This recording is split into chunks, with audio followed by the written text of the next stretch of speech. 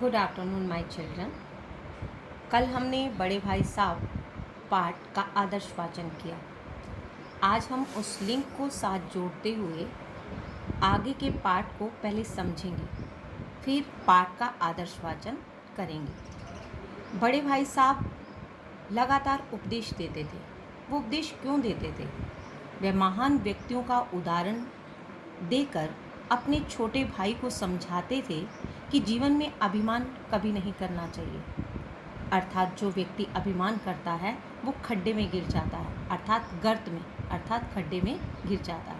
यहाँ पर रावण, शाहिरूम, बड़े बड़े महान व्यक्तियों का उदाहरण देकर बड़े भाई साहब अपने छोटे भाई को ये समझाते थे कि जीवन में कभी अभिमान नहीं करना चाहिए। फिर नेक्स्ट पॉइंट वो क्या करते थे कि बड़े भाई साहब फिर फेल हो गए। ऐसा हुआ कि वह 1 साल फिर फेल हो गए, अर्थात वार्षिक परीक्षा हुई। ऐसा लेखक नहीं सोच सकता था कि बड़े भाई साहब इस बार फेल होंगे, लेकिन अचानक ऐसा हुआ कि वह फिर फेल हो गए। अब उनका अंतर सिर्फ 1 साल का रह गया, अर्थात पढ़ाई के अंदर, आयु के अंदर नहीं, सिर्फ पढ़ाई के अंदर जो अंतर था वह 1 साल का रह गया।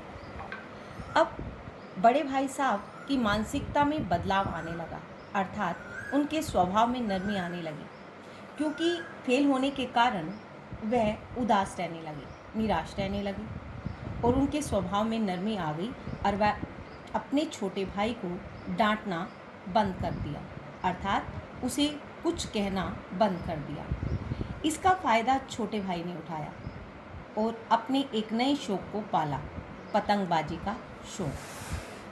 पतंगबाजी की आदत उसे ऐसी लगी कि वह सारा दिन पतंगबाजी को भेंट कर देता था। वह घर आता तो उसे ये पता था कि बड़े भाई साहब मुझे डांटेंगे नहीं, क्योंकि उनकी मानसिकता में क्या आ गया था, बदलाव आ गया था। वह स्वभाव से क्या हो गए थे, नर्म हो गए थे। लेकिन लेखक को अपनी वास्तविकता का एहसास हुआ जब उन्होंने ये देखा कि बड़े भाई साहब दुखी होने के बावजूद भी उसे ये बात समझाते हैं कि तुम्हें अपना समय व्यर्थ नहीं गंवाना चाहिए। तभी उसे अपनी लघुता का, छोटेपन का एहसास होता है कि मैं क्या सोचता था। वो क्या सोचता था बच्चे कि 1 साल भैया और फेल हो जाएं तो वो मेरे बराबर आ जाएंगे और वो मुझे डांट नहीं पाएंगे। ये कुटिल भावना थी, ये बुरी भावना थी, लेकिन झटके से वो इस भावना को अपने अंदर से निकाल देता है।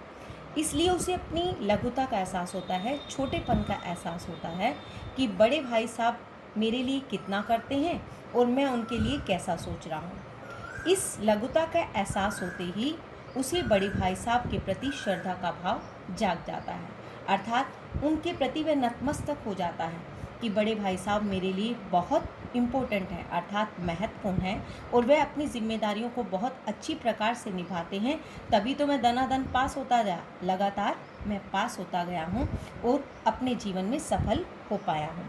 इस कहानी के ज़रिए प्रेमचंद हमें ये समझाना चाहते हैं कि जीवन में अभिमान कभी नहीं करना चाहिए, अर्थात अपने बड़े भाई की रिस्पेक्ट करनी चाहिए, अर्थात आदर और सम्मान करना चाहिए, उन्हें समझना चाहिए और अपने जीवन के अंदर जो गलत आदत है, अगर बड़ा भाई उसे समझा रहा है तो उसे छोड़ देनी चाहिए। जैसे लेखक को अंत में इस बात का एहसास होता है, तभी वह बड़े भाई के प्रति श्रद्धा का भाव उत्पन्न हो जाता है।